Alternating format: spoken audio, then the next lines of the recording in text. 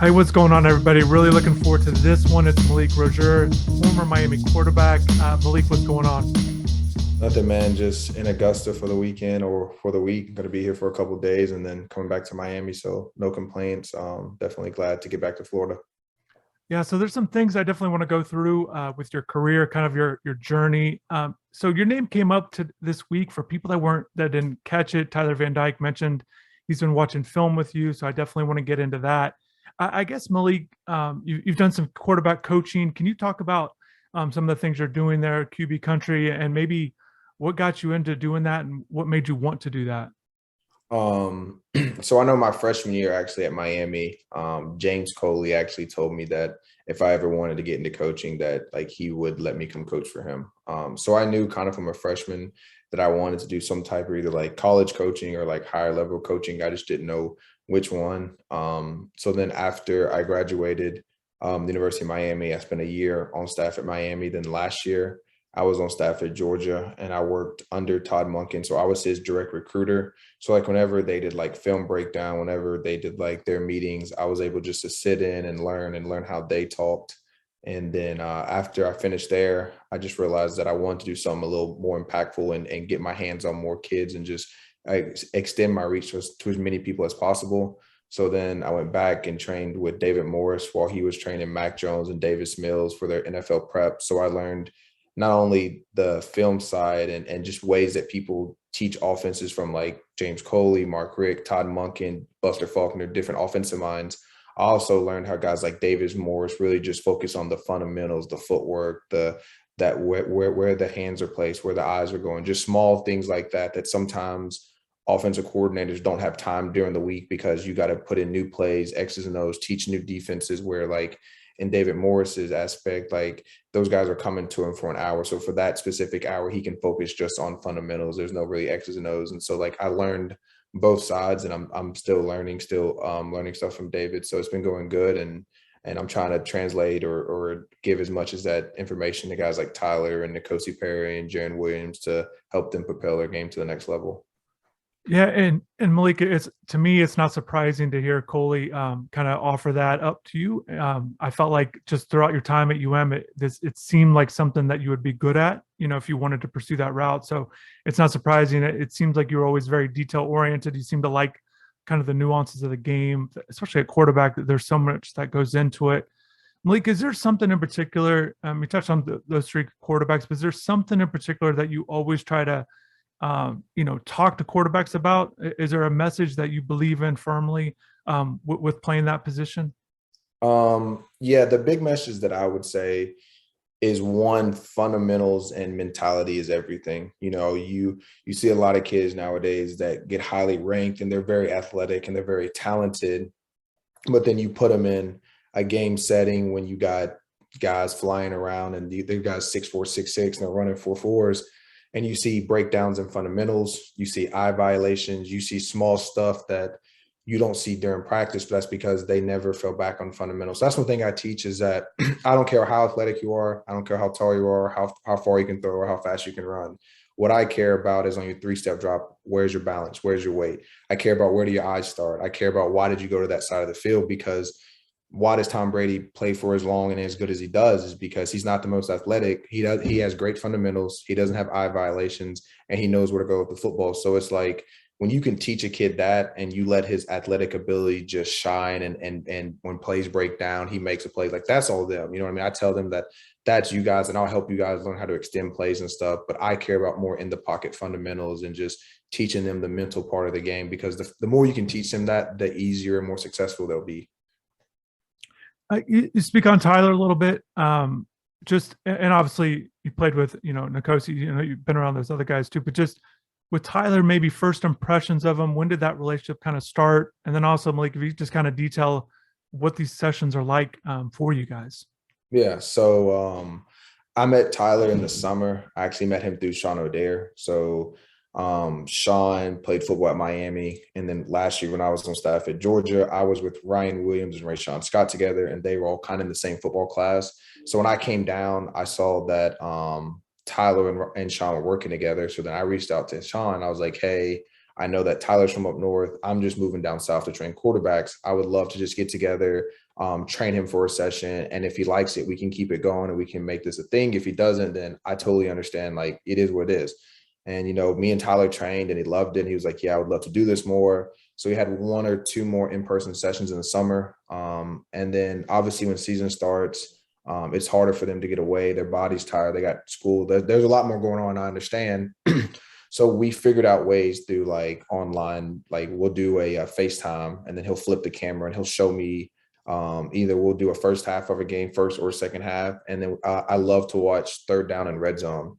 Because a lot of times, at least for young guys, third down and red zone or where defensive coordinators like to get more complicated. They like to do more stuff. And obviously in the red zone, their defense is completely going to change on what they do from first and second down. And I don't really teach him about coverages. If he asks me, I'll explain like what I think they are, or a lot of times I let the coaches do that because a lot of times how they teach coverage is how they kind of like put concepts together. But a lot of times I'll ask him like, okay, you threw a fade to the left. Why did you throw the fade? And he was like, oh, I knew it was quarters. I had man outside. I worked my one-on-one matchup. Okay, good. So like, you know what I mean? Like I don't really have him.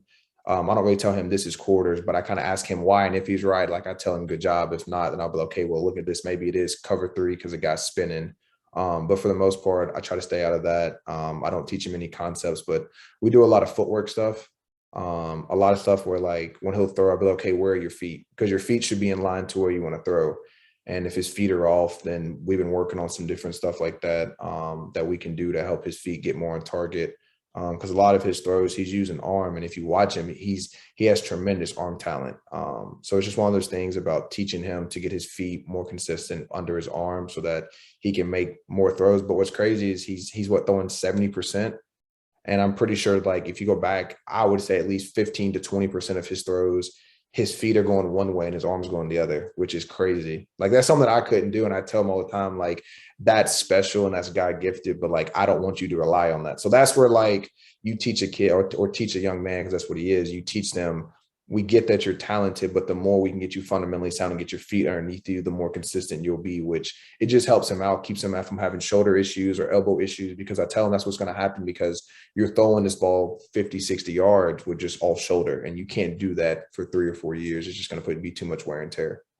And it's first off for people just kind of popping on here. I appreciate you jumping on, but it's not surprising that people work with other people outside the program, those kind of things. I think all summer, guys have these individual trainers at different positions. That's just kind of what it is. And like you said, it's a guy that you've had a relationship with, and it's just all of this stuff also is just on top of all the stuff that they're getting from their current coaches.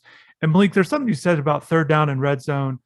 I feel like, especially for an offense, quarterback especially, it's such a key, maybe a difference maker. Like you said, the reasons why defensive coordinators can kind of dial it up, but also for me, it kind of separates guys, right? Like it kind of puts them in a different level if you're successful on those, even third and longs, those more difficult situations, or get into red zone, making sure you're getting 7 and not just 3 opportunities. Like that kind of separates teams or quarterbacks in general.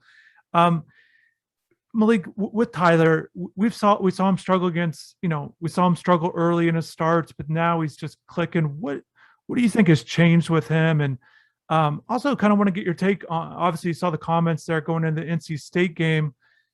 For me, and my impression was I came out of that like, this guy's confident. I also felt like this is one of those examples with football, like you can't get back out on the game field soon enough. We talk about baseball next day, basketball next day or two. Football, you got to wait a week. And it felt like Tyler just had came off film and just felt like, man, there's so much more we could be doing. That was kind of my takeaway when he went into that. But just impressions of Tyler's progression to where he's at, the way he's been playing lately, but also, the mentality you saw, him the confidence, essentially, Malik. Yeah, you can definitely tell he's playing confident, and I feel like that's the biggest thing. Like, I don't care how good of a quarterback you are. If you're not playing confident, it's hard to play. The windows are so small. Your timing has to be perfect on most of your throws just because of the way coverages are developed now. And it's like when you're playing confident, you're going to make those throws. Like you might thread a throw in the needle where if you're unconfident, you might wait that split second, which is a batted ball or a pick. So, I mean, the more they can play with him confident, the better he's going to do. And I would just say I love the way he's playing. I think he's going out there and competing. I don't think that he's letting the scoreboard dictate whether his emotions are high or low, which is very hard. And I think that he's enjoying the game and he's just distributing the ball very well. So for me with Tyler, like I just love watching him play, and I think that he's going to keep executing. I know that there's some fundamental stuff that we'll work through, but for the most part, for me, it's about telling him, okay, we have fundamental stuff. We'll work on that. But for now, like, I just literally want you to go out there and have fun. I don't want you to overthink. I don't want you to like think, okay, I need to get my feet here or my arm here. No, like we'll slowly correct those. And that's when we focus on practice. But when you hit game day, just go have fun, go be yourself and go out there and win. And so that's really what I teach them. So we teach like during the week, we'll focus a little more. Saturdays, don't think, just go out there and play. And obviously, I mean, it sounds like Malik, and we've been able to talk a little bit. Just it sounds like you're enjoying this kind of thing, the side of it. We touched on the, teaching quarterbacks at all levels. Kind of what else are you up to, Malik? What else you got going on? As you're transitioning here, what else do you have in the works? Yeah, so I have two more companies in the works, but the main one that I really want to focus on right now, it's called NFT for You. So I got with some really smart guys, like Evan Sheriffs. I know a lot of you Miami fans might remember Evan. So Evan was with me. He was a valedictorian in high school. So he is working with a company called Nifty Labs. And long story short, we're trying to help alumni guys that I've talked to, like Amon Richard, DJ Dallas, Travis Homer, and even Mark Rick, about doing some NFTs with me. And we're trying to help them create another stream of revenue. We're also working with the athletic department because there's certain stuff that we can do to like help them get software, help them in different areas. So a portion of the money that we actually make off these NFTs will go back to help the athletic department. I've talked to Blake James, I've talked to compliance. So we're still in the work, still trying to figure out what we can do between the ACC and the NCAA, but there will be some type of like joint connection between us. We're also doing a version of the U Network. So I'm in conjunction with Sherelle Jackson, and we're going to bring back the U Network, but this one's going to be a little different. I got some different business guys, and the difference between our network and Rick's network was that these guys actually want to hire you. Like I got a guy that's one's an automotive and one owns a moving company, and they all want to offer every graduating student, like athletics and off the football team, a job after they graduate. And so it's just like they actually want to give back and help. And it's going to start with football, but over time, we're going to expand it to all sports, where like we take business leaders and business owners that are Miami based and Miami alumni that have jobs, and we're going to put student athletes. Maybe it's not your dream job, but it'll be your first job to get you back into the real world, because there's that old saying that athletes die twice. And it's like, as you're going through your first death in life of not being an athlete, you also got to get a job. You got to find somewhere to live. Like life doesn't stop. And it's like, sometimes if the company I'm trying to make is going to help those kids kind of take all that load off their back.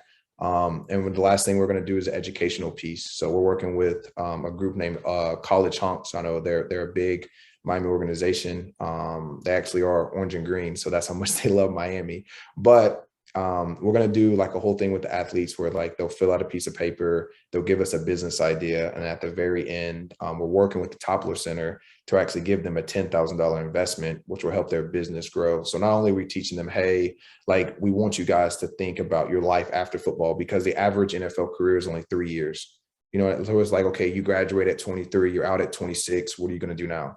And it's just like teaching them that if you come up with a business model or anything in life that can help you make that second revenue stream, that like we have guys, is if it's a good enough concept that will give you $10,000 to make that dream a reality. So it's about teaching them that like it is okay to sometimes not think about football 24/7. Because I feel like even for me, like when I would hear people talk here, these seminars, they would tell me, oh, write down your dreams after football, write down. And it was like, cool. Now what do I do with it? Now I'm telling you, write down your dreams after football. And if it's good enough, here's a $10,000 check. So put your time and energy into this, because we're giving you real money. And so that's different things that I'm trying to do for Miami right now. So I'm in work with compliance. I'm in work with Toppler Center and even Blake James on kind of this NFT conjunction with like the educational and the giving back side. So it should be a really good piece. Yeah, it sounds like you got a lot going on. You seem excited about it. We've been able to talk a little bit. We finally got our technical difficulties, our internet connections fixed, but Malik, I want to get into, I know you're obviously clearly focused on moving forward. I want to take it back a little bit.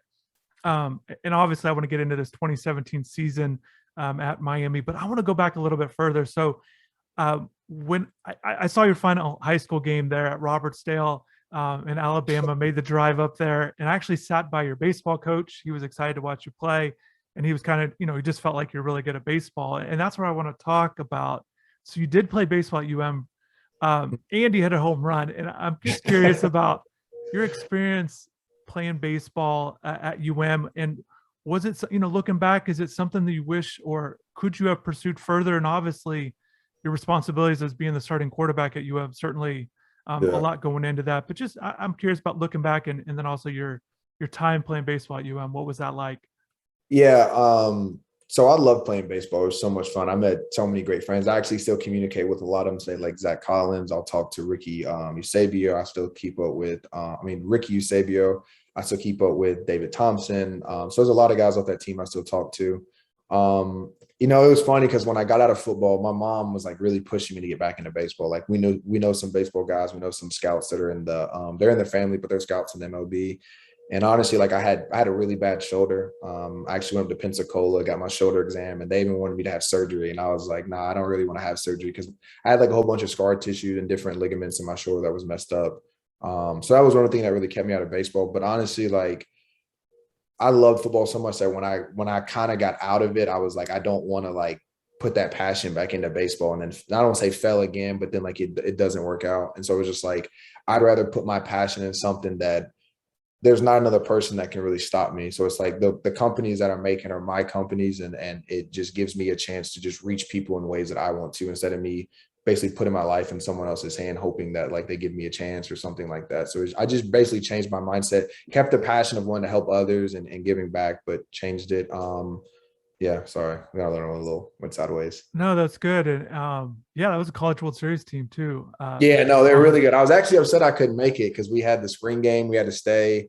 So I wanted to go. Actually, one reason why I literally stopped playing baseball my sophomore year was because me and Three had a talk, who was a baseball coach at the time. And he told me that if I didn't go to the summer leagues out in like Texas, Arizona, wherever they were having them, that like I couldn't play for them. And I was like, well, football pays my scholarship. Like, I'm sorry, I gotta be here. Which he understood, but I understood his point too. Like they were trying to be great. They just went to the World Series. Like they wanted everyone to put in the same amount of work as everybody else. So I got it, but I'm not paying my full scholarship, so I couldn't do Yeah. it. Another thing I want to rewind back to is your first start at Duke. What was that like in 2015? Because Coach was just fired, Coach Golden. Oh, I Uh, remember that too. so Coach Golden gets fired after 58-0. You guys are, I couldn't imagine what that was like. Then you get in there. What do you remember about that week leading up to it, and you guys win that game? But what do you remember about that and just everything going on during that time? Yeah, I remember just having a lot of people try to talk to me. Because it was my first start. So it was funny because that was the first time my phone has ever like blown up off the hook. I had everyone telling me like how I should feel or how I should act. And like the biggest thing I think that helped me was like I just blocked everybody out. I listened to my teammates instead of listening to like people outside, because I even had like cousins and stuff trying to tell me, oh, like you should be high, you should be this. I was like, that's not me as a person. So I can't let someone that's not in the situation affect me.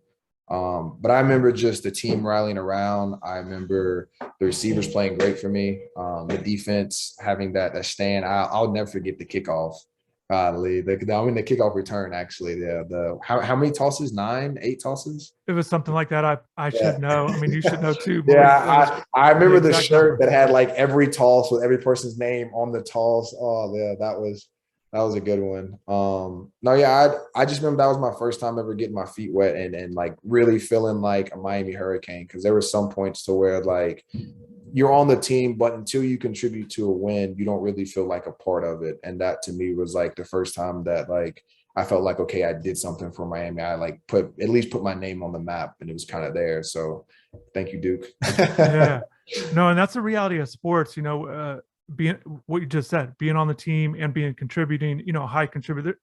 I Yeah. guess especially if you've played at a high level, I think people understand where you're coming from with that. So you get that, and then you kind of back to the backup role in 16, and Kaya's there. He goes ahead and leads them. They get get that bowl win, and now, what do you remember about that offseason about getting the job, and also because you guys go 10-0 out of the gate, but just what kind of team did you think you had coming into it? What did you feel about yourself? Just the whole maybe the off season leading up to that year? Yeah. I remember like honestly not really knowing what we had. Like obviously I knew we had a couple good talent. Like I knew you had like we had Amon Richards, we had Braxton, Chris, and we had Mark. So I knew that we were going to have talent on offense. I knew our defense was going to be talented. Um, I think the big thing for me was like, is this team going to be resilient? Are we going to be able to get hit in the mouth and bounce back? Because every year I've been there, it's been like, we've been good. We've lost one game and it was over with. Or like, we've been good. We got into really, really close games and we folded in the fourth quarter. And obviously, unfortunately, after the 10-0, we went Pitt, we lost. But it was like for most of that season, our team did a really good job of every time we got hit in the mouth, making something else happen, especially like our defense. I think they were really the spark plug for us. I know our offense put up points. We were to move the ball, but I think the turnovers they caused, I think the energy and passion they played with, like it's so contagious. I mean, I know people don't want to hear this, but I think it's the same way as Georgia. Like, I feel like whenever you have a defense that's playing passionate, stopping people, and like you can feel that energy, it makes the offense more confidence. And it is kind of a bounce back and forth. But I think that's what our team had. I think we had that energy, like, okay, the defense got a big stop, we're going to go score. We'd hit a big play, go score a touchdown. They would get a pick, and then we would slowly draw the ball down. It was like we would just slowly suck the life out of each other. But we kind of bounced off each other. The games when like we played bad, it was really like when the offense would struggle, the defense would feel that energy and we would kind of pull them down to a sense. So it's like, I think that's one thing that Miami's even doing good now is slowly they're bouncing off each other. You see defense making some plays, the offense going down and scoring, guys like Rooster coming out with huge runs. And I feel like that's what's slowly bringing our defense back into life. When the defense makes a play, gets a third down stop, it does the same thing for our offense. So I think that's what we did really good. How much pride do you take into what you guys were able to do at Florida State there? And, you know, and that during that season, you guys have lost 7 in a row. It's your first time playing Florida State as a starter. Um, what what are your what's your kind of biggest memories of that? And also, if you kind of anything you can kind of share with the way it ended there. Yeah. I mean, it had to have been crazy. And also that point in the season, I mean, you guys are ranked and doing well, but it felt like, you know, it felt like such a big hump. And then you Oh, guys were kind of on. yeah, no, it was the biggest game of the year to me. To me, beating Florida State was the only reason why we got to where we got to.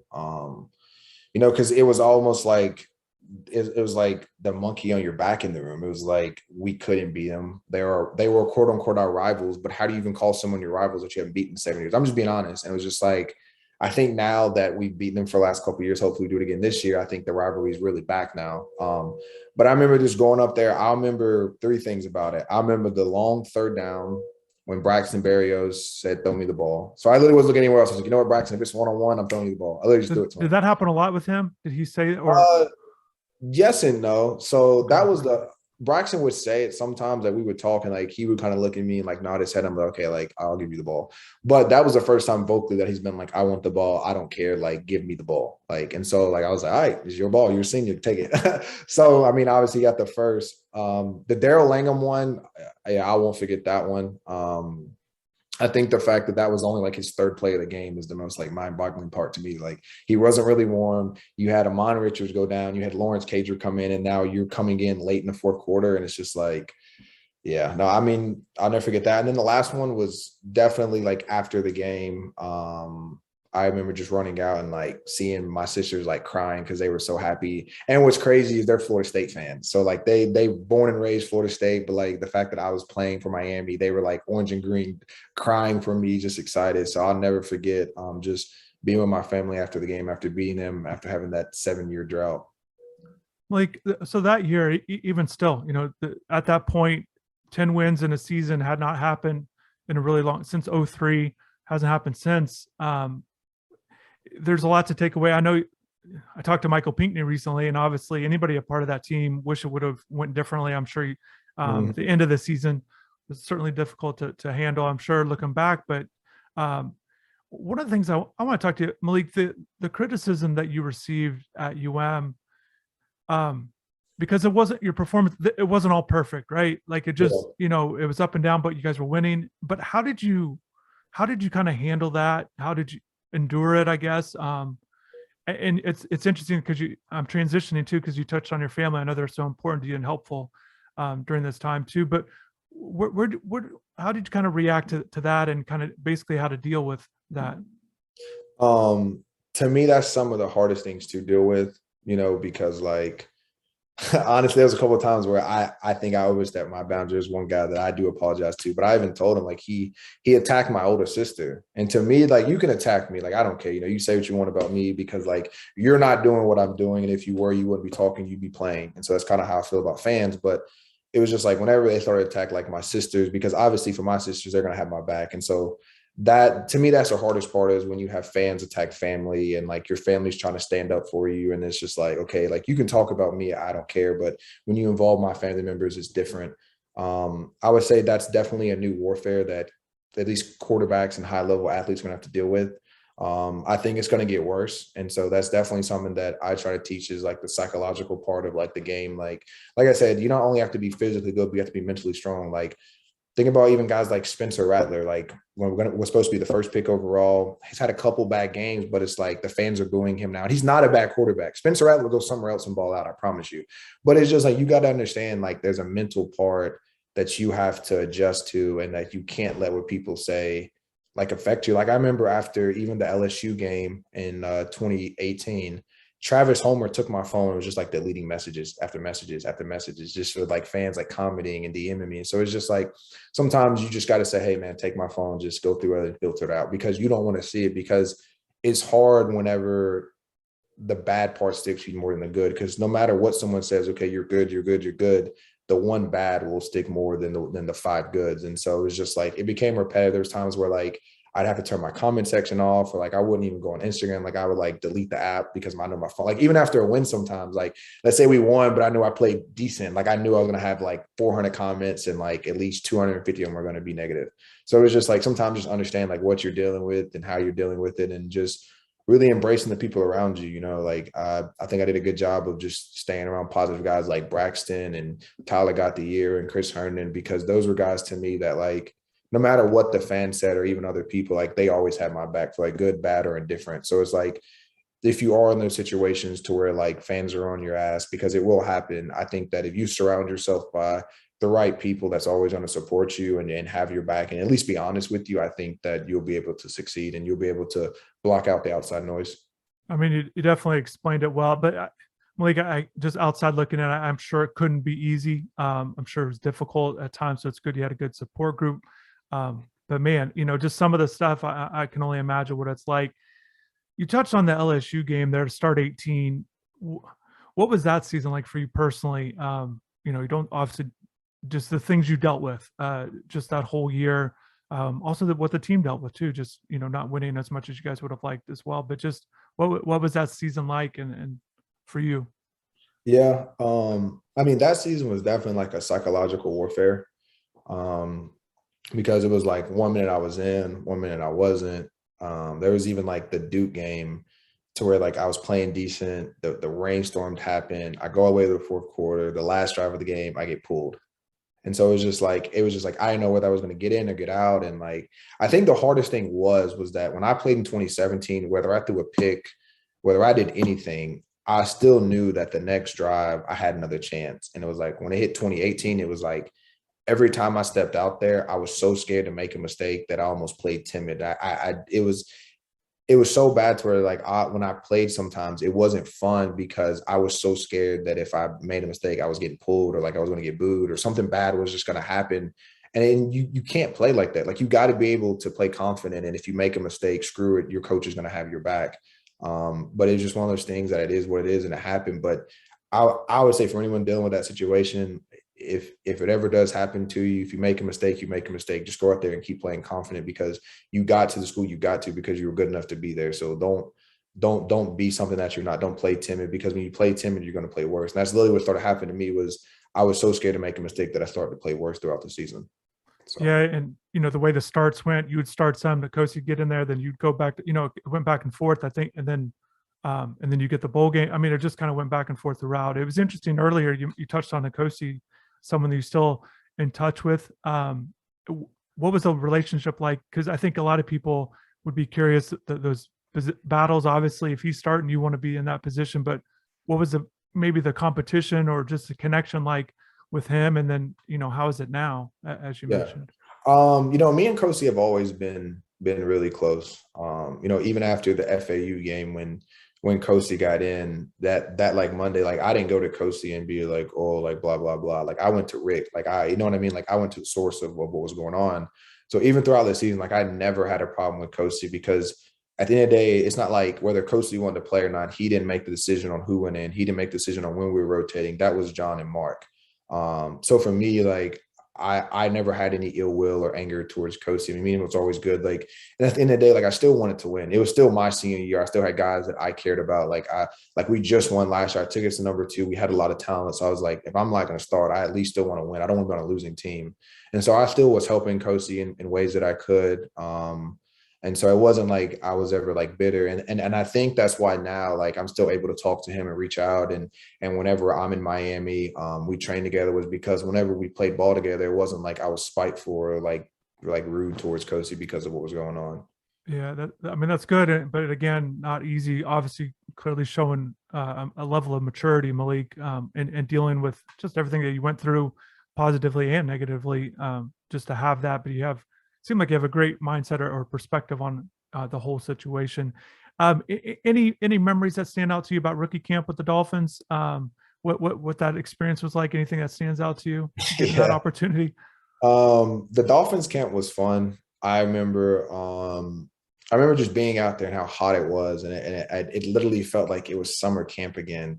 But it was like twice as hard. What was crazy was I wasn't even out of shape. I don't know whether it was I was nervous, but I remember the camp being really hard. I remember so much footwork. I literally remember I wound up catching a calf cramp towards the end when we doing like late afternoon conditioning. So I mean, they definitely worked me. I had a lot of fun. I learned a lot. It taught me to learn on the fly because usually whenever you go to camps, like I mean, if you get drafted high, you'll still get the playbook. But for me, because I came in as a undrafted rookie, like I got the playbook like the day I walked in, or like that night, like 9 a.m. and had to learn like 40 plays like by that morning and be able to like spit them out like that. So it taught me just different ways to study and different ways to like learn cadences and just break down offenses a little easier. Their offense was definitely different than what I ran at Miami.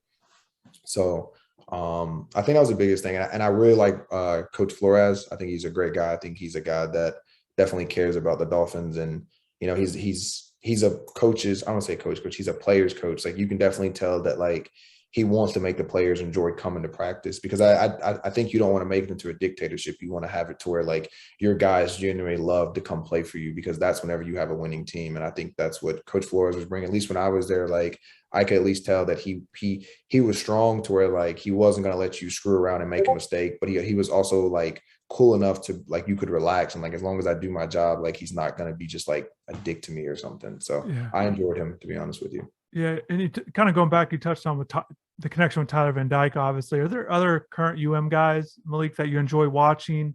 And maybe any thoughts on how they could finish the rest of the year here? Yeah, so I would say the real two that I like watching. I mean, they're older guys, but I love watching Tyreek Stevenson. So, like I said, last year I was on staff at Georgia. So I was on staff with Tyreek. So I just got to see Tyreek at Georgia, and I got to see him playing for my team, Miami. And I think he's making big plays. He's definitely a physical corner, not scared to hit. So I love to see Tyreek keep succeeding, especially when being an older guy and transferring and taking his chances on Miami to come here. And I hope it pays off for him. And the second one is Rambo too. You know, Rambo's been an older guy that's been making a lot of plays for us and coming from Oklahoma. I think it was a big decision for him. So I think, like, for me, I love helping older guys because those are the guys that are going to have to go to the league. But, I mean, there's young guys like Xavier Restrepo, James Williams. I mean, I can go on and on with the younger guys that are continually making plays. So, I mean, there's a lot of young people that I love to watch play. But at least for me right now, like, those two guys, the two older guys are, like, the big two that I want to, like, continue to succeed because they both came to help us or help the university.